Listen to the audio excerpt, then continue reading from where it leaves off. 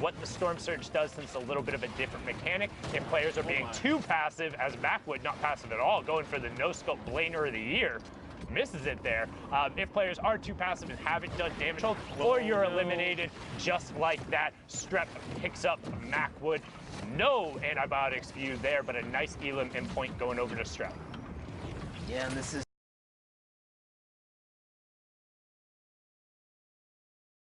so many still in play. That's a big reason why there's so many players still alive right now, guys. The vehicles are out. Nice double shot with the combat right there. Strep connecting big time here. Someone comes out the storm. Karos gets flicked on and taken out of the game. Back to the lobby he goes. And Strep finds himself at 29 points. Can he make it 30? That's 2 big shots. Up and over the top he goes. He still wants this one, but no, gets taken out by CWV. Saw FaZe Diggy there as well in the feed. There's a lot going on here, Sundown. Good job there from CWV, but Outlet is running that high ground down now, but took a ton of damage. There's actually a player directly above him who just lasered him. That was 150-0 in the blink of an eye. Now you have Neferux of Luminosity Gaming. We're inside the top 25%ly still up. Demo still up. Neferux still up as well. Outlet just got beamed. Neferux is going to edit out, pop the shadow, and get over to the far side. Will need to about face as he does get blocked into the player's build, opting to go around it and build just over. Nice little ramp for the separation. Fox picks up Big Jesus, so he's going to go down. You see defensive traps put in place by the player next to Neferux.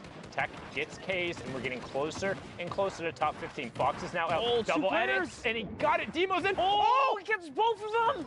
Shaz and Demo go right down. The combat, the fire rate. And it gets him into the top 15, and it gives him a shadow bump. That is a massive 4-point swing and could potentially end up being more for Neferux. He had 0 materials as well. This really puts him back in the game here, guys. It was all looking so grim as Neferux is now looking to find tendons. Will we be able to connect here? He's got the traps out. He finds someone down in the water. He could still commit here, and he does. Tendons goes down. He doesn't have any shield, though. Good job sticking with that. Saw that Tendons was over the side. Got his elim kind of poached away from him there, but manages to stay with it. Saw where the tracer fire was and identified the player. Now on 31 points. 7 players remaining. Wrigley, who we just saw, was in that top 3, directly above him. You have Lyricid, 2 above him. As Sicko does pick up B-Hegs, and Neferux looks for the double edit. He has no more mats, so nothing doing with the launch pad. Will he find another sick double from Neferux? Can he make it a triple? He's looking. He needs to get back in the storm zone. He does. Shots coming out. Shots from the player above. Double edit. Loses it. Wrigley picks it up, but can Wrigley find the zone? He did get the siphon. He needs to circle back around, and he found it, but there's tons of natural building here. Spook, everything is for him. Has 6 builds, not a ton going on here, but has the high ground, everyone moving over. HP advantage was to him. Wrigley caught every one of those pellets with his face, but a good individual effort pushes Spook up to 34 points. 70 limbs, victory royale. Solid game for Spook right there, picking up a 17-point game. That's how fast you can go from the teens right up into the 30-point bracket, putting you in contention for top 5, making your way to New York City Finals. But man, Neferux, he had crazy play there with the double edit down. I thought it was all over for a second there, but off to the next one here, guys. Always. Pleasant Park. A little action right here, Sundown. Always on to the next one there. 45 minutes left in the queue. And remember, last time we checked out on the leaderboard, 38th was 2nd place. Clicks was in 1st, but had already previously qualified. 10th was 33rd. Donnie JJ was up on that list. He's currently sitting there in 37th. Has the rare heavy AR as well as the rare tac, single shadow bomb, and 3 minis with 199 effective HP. So not in a bad spot, particularly as he picks up Z-Laner there, going to try and push in and get whatever loot from that he can. Yeah, it was a nice little pick right there, but a little hiccup right there as we kind of catch up here. He is going for the loot. It's going to be risky. He steps right next to Parallel Trey's box. Cannot step into those walls. That was clearly a mistake there. And he got him with the flint. And one thing you notice there, as Trey poked out, it kind of messed him up because the flint pushed him into the corner of the box. He missed his first shot because of that. Might have been able to win the trade, but wasn't enough. Get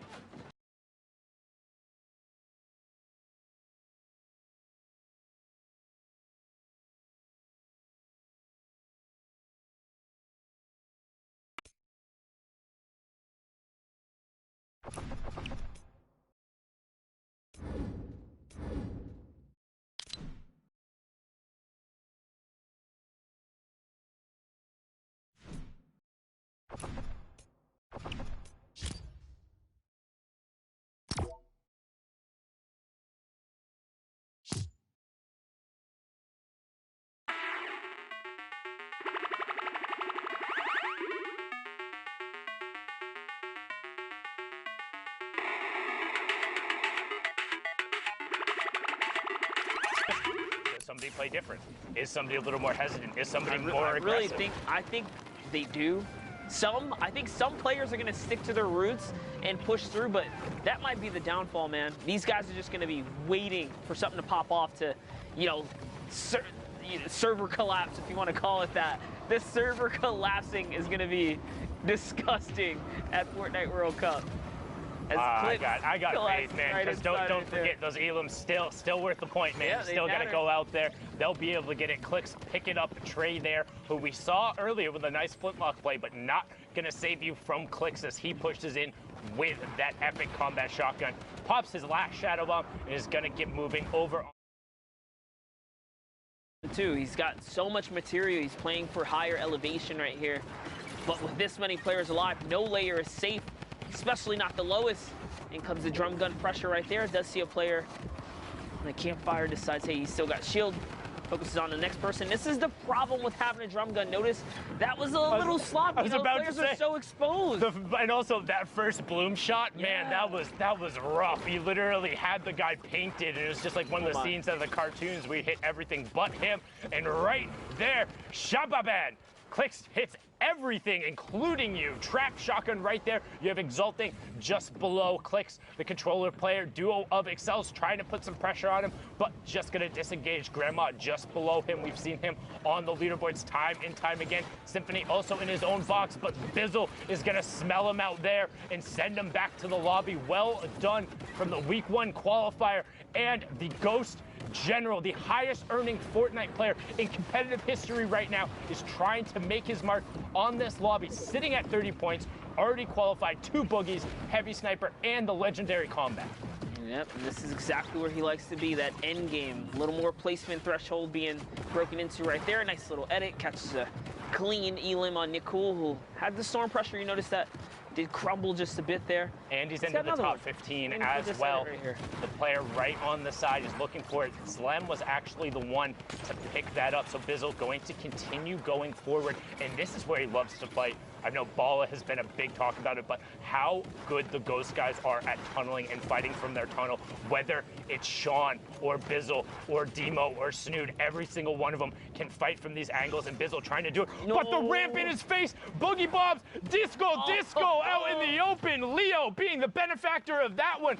Kydra, honestly, just, I don't know if it was luck, benefactor, right time, right place, but Bizzle gets sent back. Grandma, however, picks up Leo right after, so we're on board with Shaded Talent on the ultimate low ground as Grandma picks up another one. Yep, Grandma is in this game. You see him popping off in the feed. Shaded trying to get up higher. The higher he goes, the closer he gets to Grandma. Will he be able to connect right here? Does land a shot. It's Click who goes down.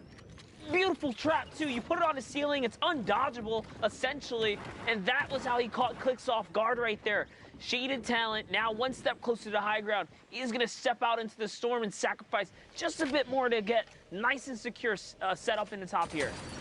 And then he has the stinks to be able to rain him down. I don't know if he realized he's completely uncontested, but now AJ is forced right out in the storm. And with the tick over from the storm change, he's going to get it. He'd get it either way, but Shaded smelt it, he dealt it, and everyone else in the lobby had to deal with it. 4 elims and the victory royale, bumping him up to 33 points. You would think we'd see more end games like that, where the stinks just flush out everyone in the low ground, but to hold on to something so valuable to the end, that's a tough play. How rarely are you like getting into a top 3 situation where you have uncontested high ground and you have 2 stinks? Like, the reason that doesn't typically end up happening, you don't see that more often. You think like, oh, that's the best use case for a stink.